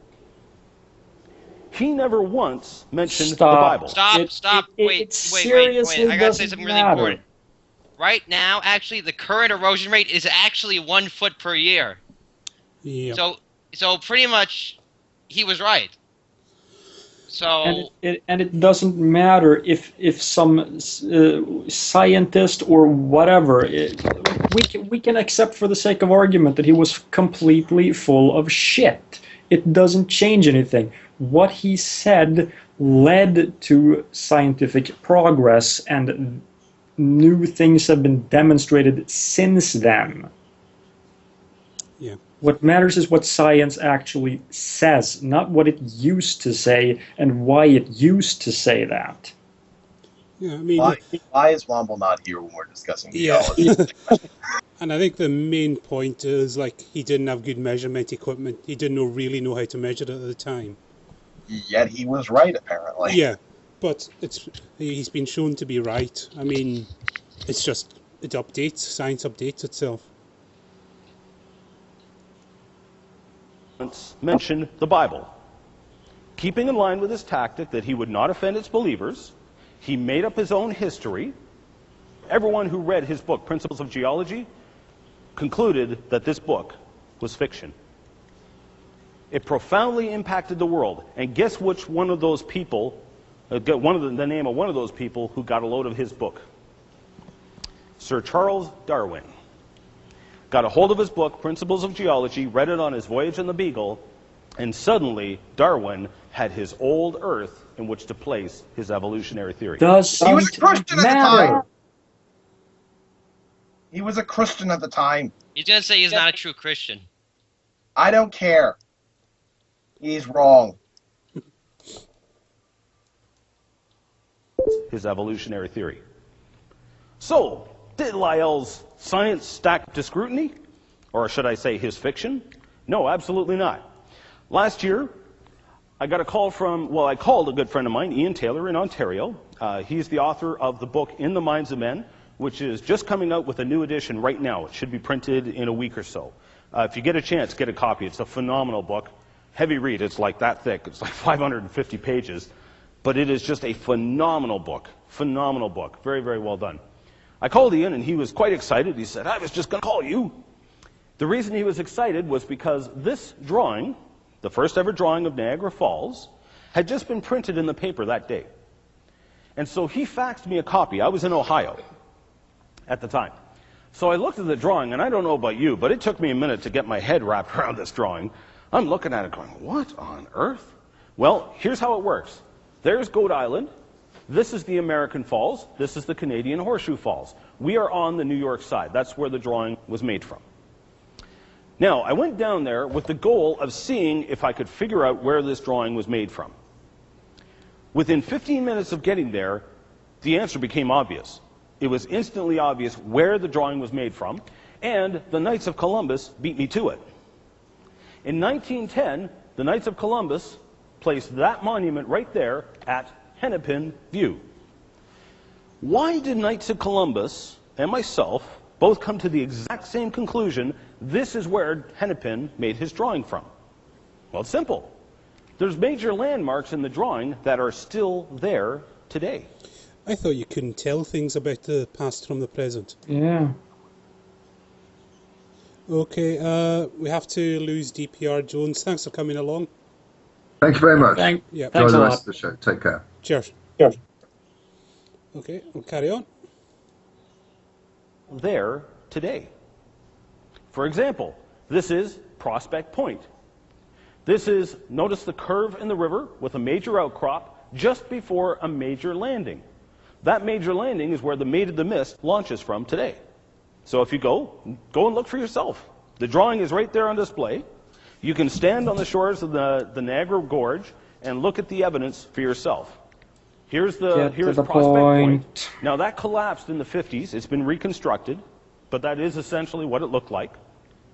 Over on the Canadian side, we're now on the Canadian side looking north down the river. There's the curve in the river, there's the outcrop of rock, and there's the landing which Maid of the Mist launches from. It's the only landing in the whole area. It's obvious where the drawing was made from. Now, when you visit there, they have drawings like this, and they claim Hennepin's Hennepin's Falls are way back here. They assume that Hennepin was exaggerating or drawing by memory. Can't be. It's too accurate. Instead, I would place Hennepin's drawing as having the falls way over here. Now, here's an aerial view. Here's where I place the falls during Hennepin's time. Here's where the falls are currently. So if we do the math, and remembering that in the past 50 years there has been essentially no erosion of the gorge, because they've put all kinds of water around the falls for hydroelectric projects. They've also deliberately reinforced the gorge so it won't erode anymore. Okay, they're trying to keep it from collapsing. So the past 50 years there has been essentially no erosion, is what I'm saying. In 270 years, the erosion has been an average, if my assumptions of Hennepin's drawing are correct, an average erosion of 12 feet per year. Was Lyell's number of 1 foot per year accurate? Hardly. Even today, before they built the hydroelectric projects, they measured the erosion rates, and it was 5 feet per year. Even that brings it well within the time frame of the 4,500 years of Noah's flood. Lyell's work was fiction, yet everybody who read Lyell's book thought it was the Bible that was fiction. It was a great deception. And that's the end of that section. Thank fuck. Yeah. We I really was only here for an hour of that, and it's just awful. Yeah, that was 30 minutes. No, 28 minutes of that. It's a shame we didn't have Womble there for the end. I think we really needed her to address those points. Yeah. Because it's just so fucking the blatant dishonesty involved in being an evangelizing creationist who talks to public audiences and tells them how wrong science is and how right the Bible is. It's damaging. It really is damaging to society to do that kind of stuff. I have no problem if you want to be religious. Just accept the fact that science is correct on some things. I mean, that's all you have to do to be in my good graces at the very least. But no, I agree. They can't even do that. They have to sit there and lie about science, about the thing that allows them to do what it is they do on a large order. They have to lie about the thing that gives them the technology that they use to screw with it. Yeah. I mean, there's just nothing. There's just so much awfulness involved in this kind of crap. Anyone else coming in there? I almost fell asleep during that last rant of his. Yeah, I'm still Was the point that this one observation was wrong? Therefore, everything science has ever produced is wrong? Is that what he's getting at? I think that was the point. Yeah, he was just trying to discredit Lyell. Yeah, because I don't care if you discredit him. We can assume for the sake of argument that everything he said was completely made up. That doesn't change the state of where science is at this time. Yeah. I mean, I have to say that it seems like irrelevant, the Falls rate of erosion, even though I bet it's bullshit, that whole story he made up about the whole, he asked someone locally and stuff. I bet actually he stayed there for a year and actually measured it, I bet, in my opinion. Because it actually is a foot a year. Yeah. I'm still at a loss to know what his point was at the end.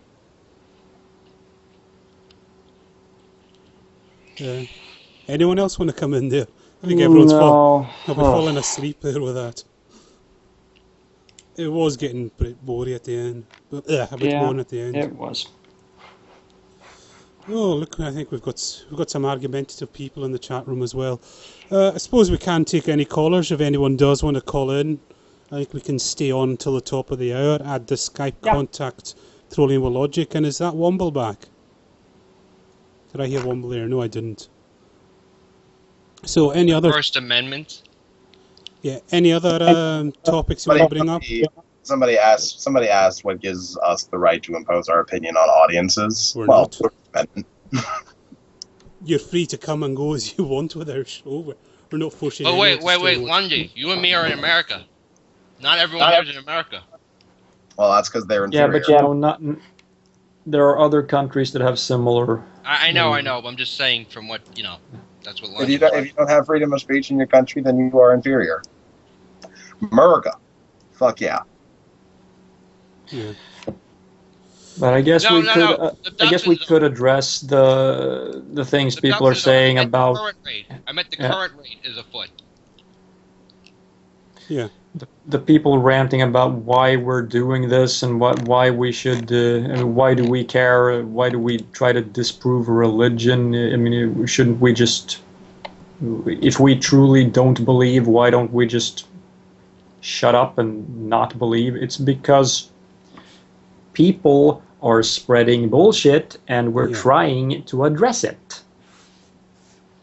The fact of the matter is that there's a lot of people out there who are essentially spreading the lies about science, about things that allow us to progress as a nation, as a society, as humans, as a civilization.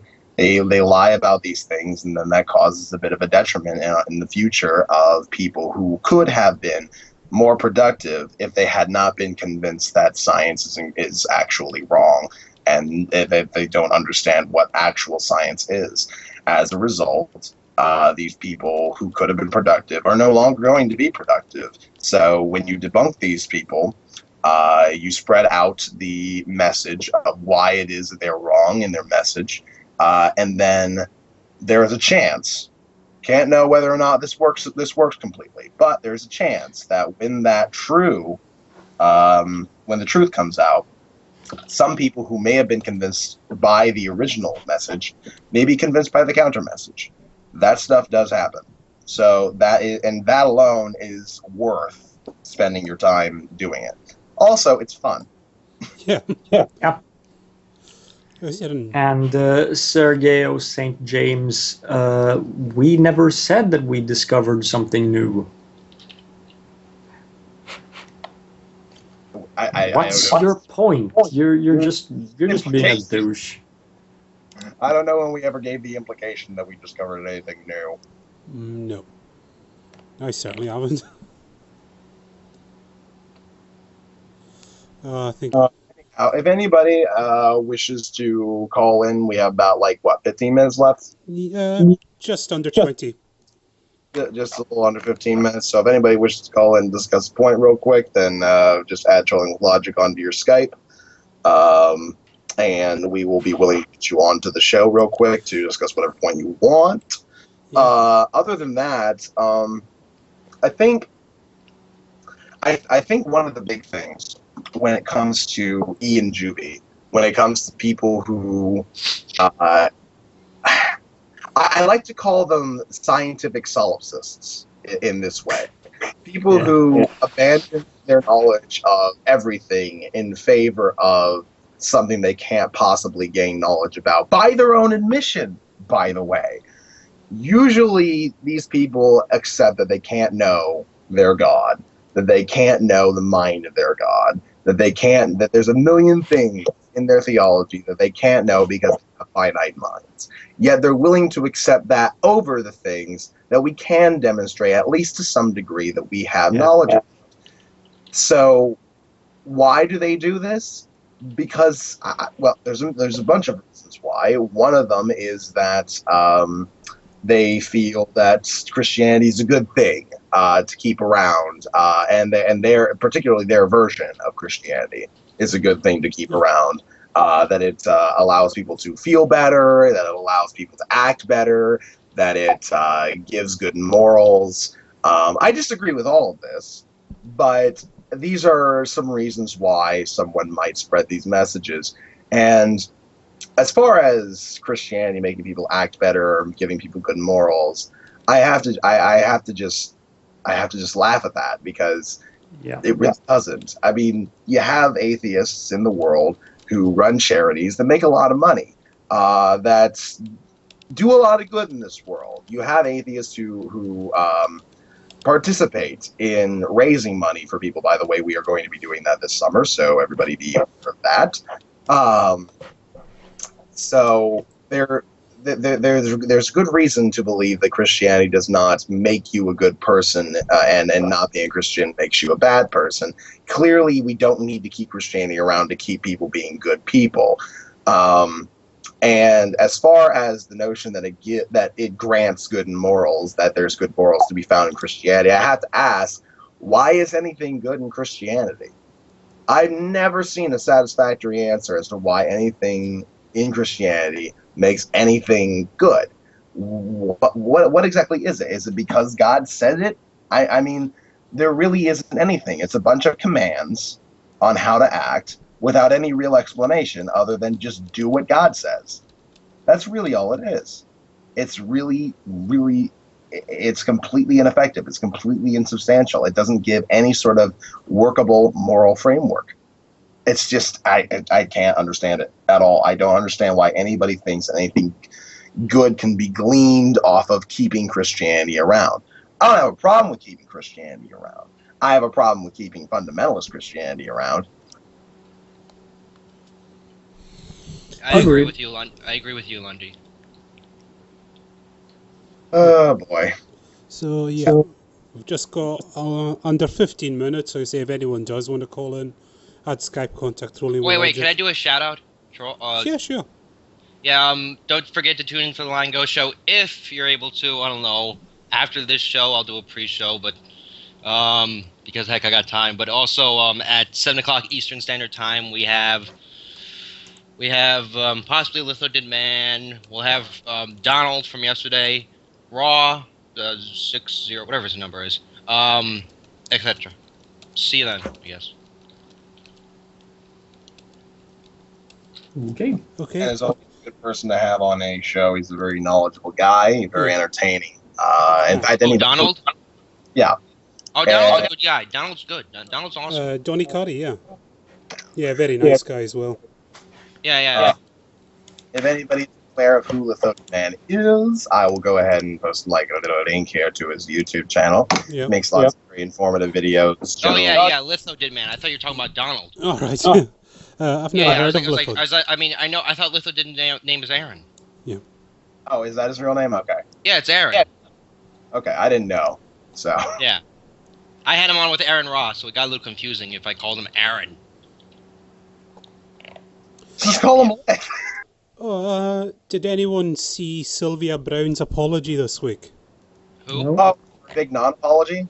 Yeah, I think I'll read it out just so you all know what happened with Sylvia Browne. Nope.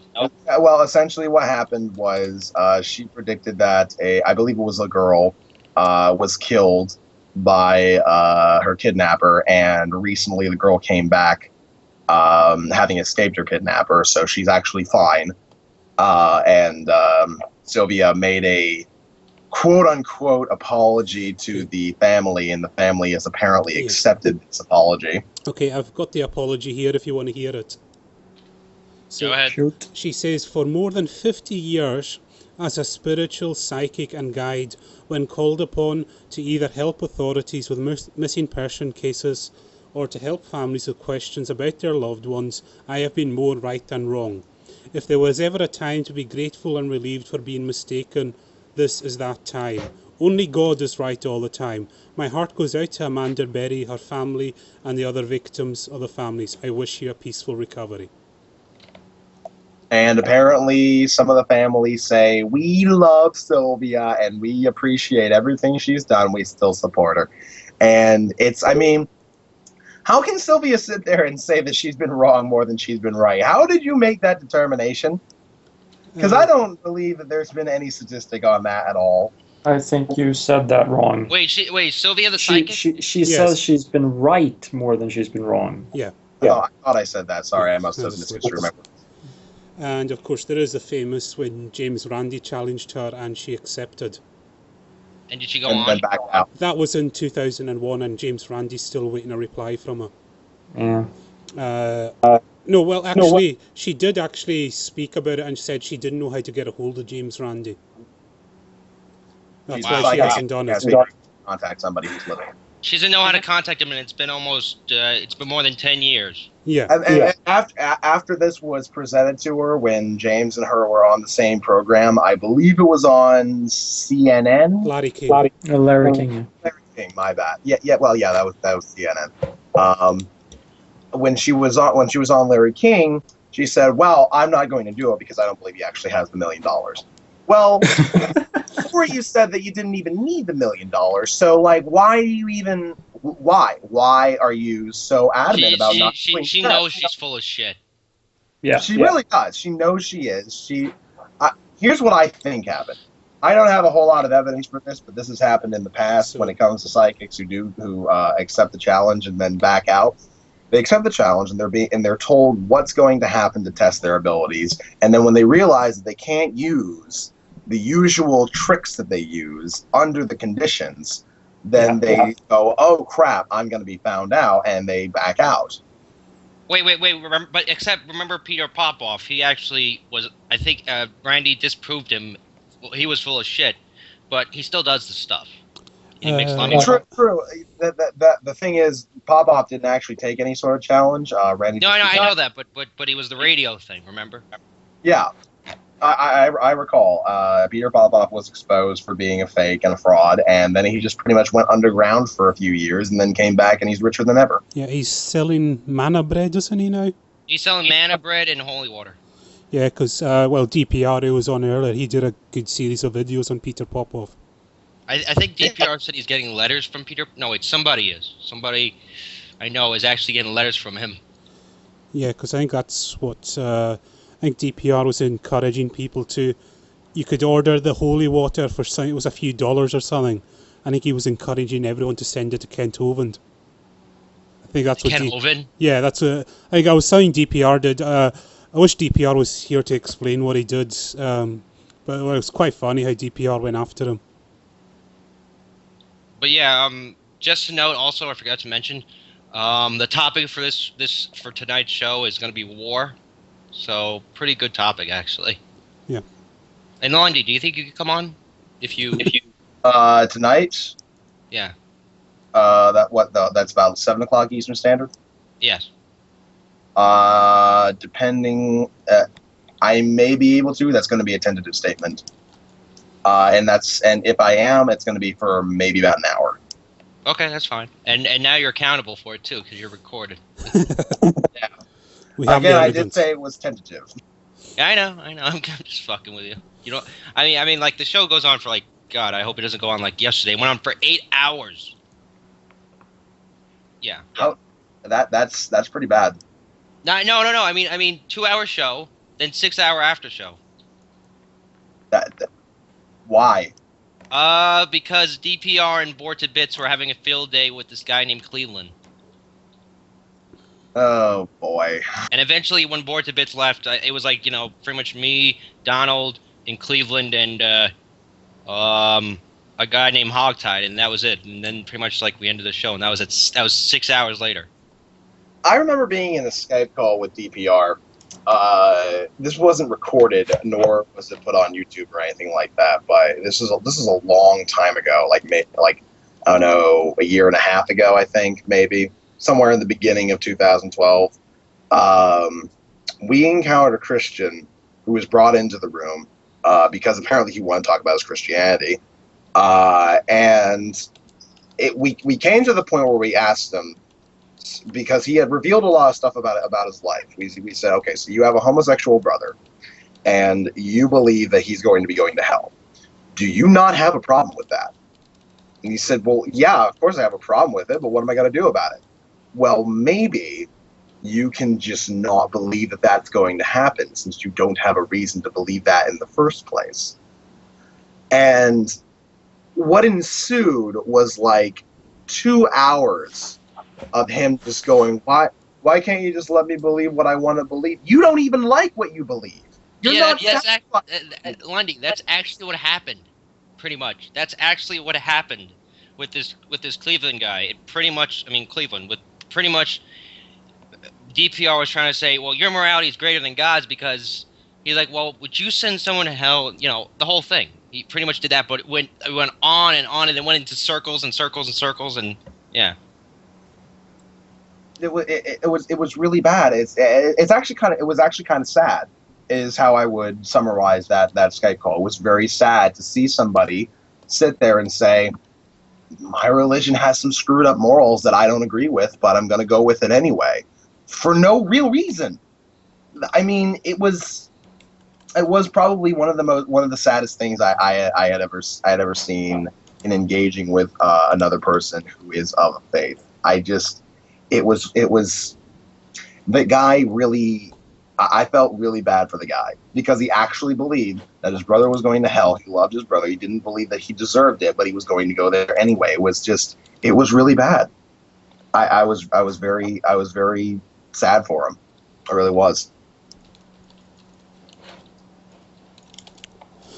Yeah, someone's asking to call in, so I'm just sending them Skype details, see if they will call in. Okay. So we only got a few minutes left in the first place, so that's going to be fun. Yeah. I mean, if it's a decent call, we might run over, but not excessively. So, no, I've got no contact requests coming up, so we are nearing the end now. Oh, sorry. And also, Troll with Logic, thank you for letting me on also. No problem at all. No problem. I think, seeing as we mentioned Randy, we can bring up another topic right now, and that is to join us on the 6th of July for our charity show in aid of Mental Health Ireland. Marty, do you want to announce some of the really cool people we got coming on? I think. Yeah, we've already mentioned one, I think. Yes, we do in fact have James Randi appearing on our charity show. So you definitely don't want to miss this one. I've been trying to get in. How'd you get in contact with him? I messaged him on YouTube, his foundation. Oh, you won't get through to him. That won't go to him. Yeah. Yeah, I know. But it was just like possibly if you can get Randy, I asked and stuff. And this was a while ago, but yeah. Yeah. But you go through DJ Grothy basically. That's how you'll get to Randy. Anyway, another one is one that Marty's looking forward to is James Grime.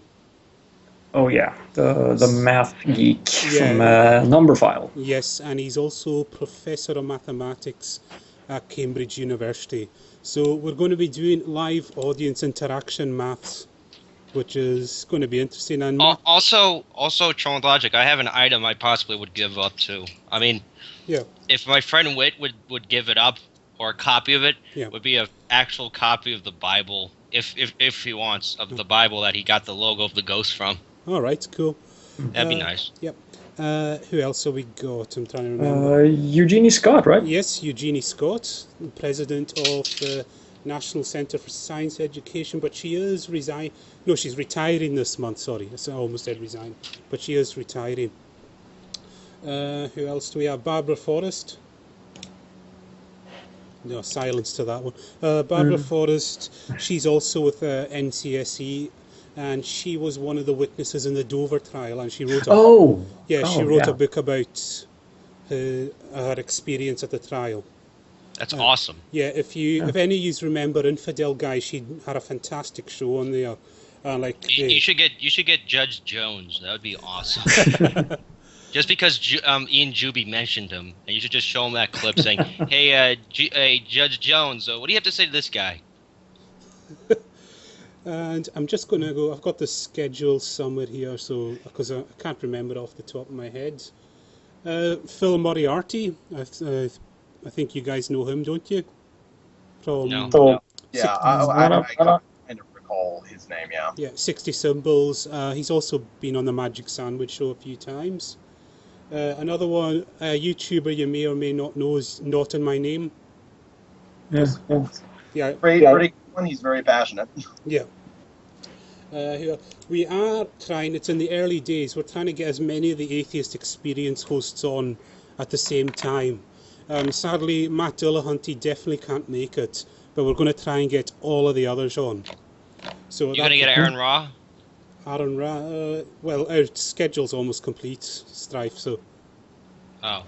Who else do we do have Richard Coughlin. Yes. Yes. Don't think we're all familiar with him.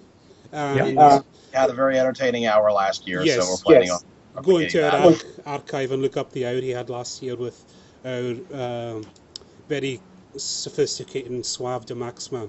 We all know him, love him for that. And all the technical errors that occurred as a result. Yes. And we've got a recent guest that's returning, Dr. Stephen Law. Lundy, you can talk a bit about him. Oh, yes, Dr. Stephen Law, who I have a philosophical man crush on. He's a fantastic he's awesome. philosopher. I believe he edits the philosophy journal Think. And he's very skilled, he's very he's very articulate, he's very everything that I'm not, well spoken and all that kind of stuff. Yeah. That's him. But I love him because he can explain philosophy and basically not make your eyes glaze over. He engages people very well on the subject. I mean, he is really good at that. Very good at appealing to a general audience. Yeah, he really breaks it down for the layperson very, very well.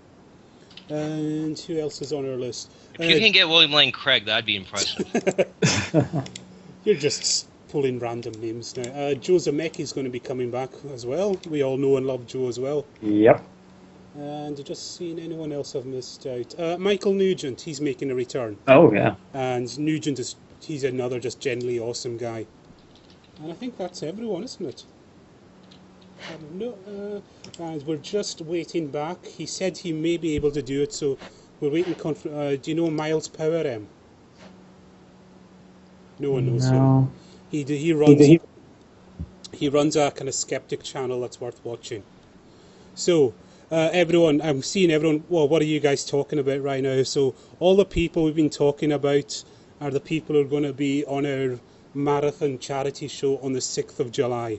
So mark up your diaries. It's 6th of July, and we're starting slightly earlier this year because we got too many guests. We've got more than 12. So we'll be starting at 5 p.m. British time, which is midday for you, Lundy, I think, isn't it? You said 5... What time British time? 5 p.m. So I think that's 5 p.m.? 5 p.m. Yeah. It means it's 1 o'clock American time. That would be around noon, Eastern Standard Time. Yeah, Eastern. Yeah, so everyone mark your diaries up for that. We'll announce everything officially. Like, we're still just tweaking the lineup right now, and it's in aid of Mental Health Ireland. I'm pretty sure you know it was Kitch's choice due to Kitch sadly losing one of his best friends to suicide a few years ago. So that's why that charity was chosen this year.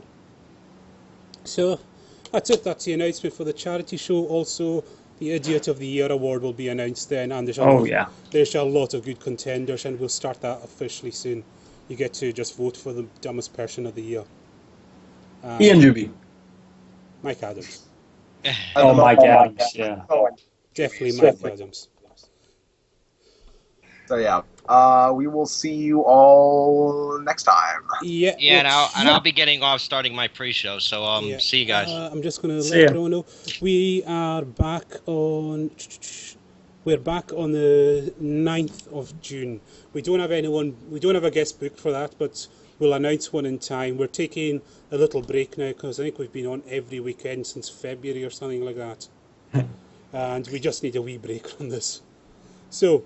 Yeah. Everyone, we'll see you soon. I hope you enjoyed the show, and take care everyone. Go check out Magic Sandwich show right now, and then go check out the Line Ghost show later. So good night everyone. Have a good evening. Bye.